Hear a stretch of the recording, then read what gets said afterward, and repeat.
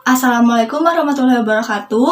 Halo, salam kenal. Aku Sofi Syahna Sofian, mahasiswa Universitas Teknologi Digital dari kelas Manajemen C4 dengan NPM 10 12 10 57. Pada kesempatan kali ini, aku akan menjelaskan sedikit materi mengenai komunikasi bisnis. Selamat menyaksikan.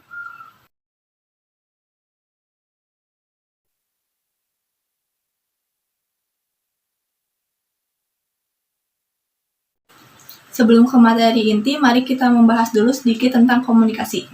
Kita sebagai makhluk sosial pasti tidak bisa hidup sendiri dan selalu berinteraksi dengan orang lain, yaitu dengan cara komunikasi. Komunikasi itu apa sih? Komunikasi adalah suatu proses ketika seseorang, beberapa orang, kelompok, organisasi, dan masyarakat menciptakan dan menggunakan informasi agar terhubung dengan lingkungan dan orang lain. Nah, sekarang kita udah tahu kan apa itu komunikasi. Mari kita lanjut ke materi inti, yaitu tentang komunikasi bisnis.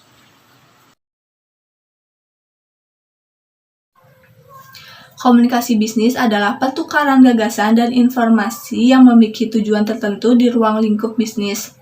Tujuan utama dari komunikasi bisnis itu yaitu memberi informasi, mempersuasi, serta berkolaborasi. Ada dua macam loh komunikasi bisnis itu. Yang pertama ada komunikasi antar pribadi dan komunikasi lintas budaya.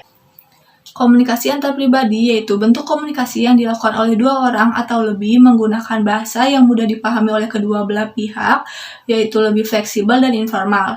Sedangkan komunikasi lintas budaya yaitu bentuk komunikasi yang dilakukan oleh dua orang atau lebih, yang dimana masing-masing memiliki budaya yang berbeda karena perbedaan geografis tempat tinggal. Bentuk dasar komunikasi itu terbagi menjadi dua, yaitu ada komunikasi verbal dan komunikasi nonverbal. Komunikasi verbal yaitu untuk menyampaikan kepada pihak lain baik secara tertulis maupun secara lisan. Contoh dari komunikasi verbal itu yaitu ada membuat dan mengirim surat pengantar kepada suatu perusahaan. Lalu ada komunikasi nonverbal yaitu bentuk komunikasi yang menggunakan gerakan tubuh seperti menggeleng yang mengartikan untuk tidak atau nggak boleh. Lalu ada mengkerutkan dahi yaitu yang artinya kita sedang berpikir. Komunikasi tidak berjalan begitu saja, tapi memiliki prosesnya. Proses komunikasi yaitu dimulai dengan adanya ide atau gagasan, lalu mengubah ide itu menjadi sebuah pesan dan mengirim pesan tersebut. Pihak yang menerima pesan tersebut yaitu membaca dan menafsirkan, lalu memberi tanggapan dan umpan balik kepada pengirim. Dalam komunikasi pasti ada kalanya kesalahpahaman. Biasanya hal ini terjadi karena keraguan-raguan dalam menafsirkan, perbedaan latar belakang, dan perbedaan reaksi emosional seseorang. Untuk mengatasi kesalahan dalam komunikasi ada 5 cara, yaitu yang pertama ada persepsi, kedua ketepatan, yang ketiga kredibilitas, yang keempat adalah pengendalian, dan yang terakhir atau yang kelima yaitu keharmonisan. Dalam komunikasi bisnis terbagi menjadi dua, yaitu ada komunikasi internal dan komunikasi eksternal.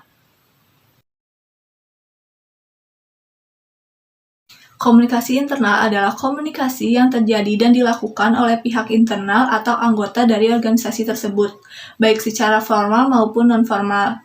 Contohnya yaitu ada pemberitahuan secara email, memo dari atasan, dan surat pemberitahuan. Contoh interaksi dari komunikasi internal yaitu dua orang karyawan dari perusahaan A membahas mengenai masalah yang ada di perusahaan A ini. Itulah contoh dari komunikasi internal. Komunikasi internal terbagi menjadi dua, yaitu ada komunikasi personal dan komunikasi kelompok. Apa sih komunikasi personal? Komunikasi personal adalah komunikasi yang terjadi antara dua orang dalam organisasi, yang baik komunikasinya secara tatap muka atau melalui media. Sedangkan komunikasi kelompok yaitu komunikasi yang terjadi antara satu kelompok dengan kelompok lainnya atau yang biasa kita kenal dengan divisi. Tujuan dari komunikasi internal yaitu untuk menyampaikan informasi dan menjelaskan mengenai peraturan dan kebijakan yang ada di organisasi tersebut, lalu memberikan informasi, menyampaikan dan menerima, lalu agar terjadinya hubungan timbal balik. Selanjutnya ada komunikasi eksternal. Komunikasi eksternal adalah hubungan publik di luar organisasi. Tujuannya yaitu untuk menjalin hubungan baik dengan publik eksternal. Contoh dari komunikasi eksternal yaitu ada dua orang karyawan, di mana yang ini bekerja di perusahaan A dan yang ini bekerja di perusahaan B. Dua karyawan ini membicarakan tentang perusahaannya masing-masing, mengenai masalahnya dan untuk menjalin kolaborasi. Dalam melakukan komunikasi dengan publik eksternal perlu disampaikan dengan cara informatif dan persuasif, di mana informasi yang disajikan harus secara jujur, teliti, dan sesuai fakta yang ada. Tujuannya yaitu untuk memperkokoh relasi agar terbentuk opini publik yang baik terhadap organisasi. Contoh dari medianya yaitu ada brosur, konspirasi pers, pameran, dan lain sebagainya. Selanjutnya ada public relations. Apa sih public relations itu? Public relations adalah jembatan penghubung antara perusahaan atau organisasi dengan publiknya, yaitu gunanya untuk tercapainya understanding atau saling pengertian antara perusahaan dengan publiknya. Dari adanya public relations ini, manajemen dapat menerima dan mengelola informasi untuk mengambil keputusan strategis dalam mengembangkan organisasi tersebut. Oh iya, public relations itu terbagi menjadi dua loh, yaitu ada internal public relations dan external public relations. Sekian penjelasan dari saya, mohon maaf bila ada kesalahan. Assalamualaikum warahmatullahi wabarakatuh.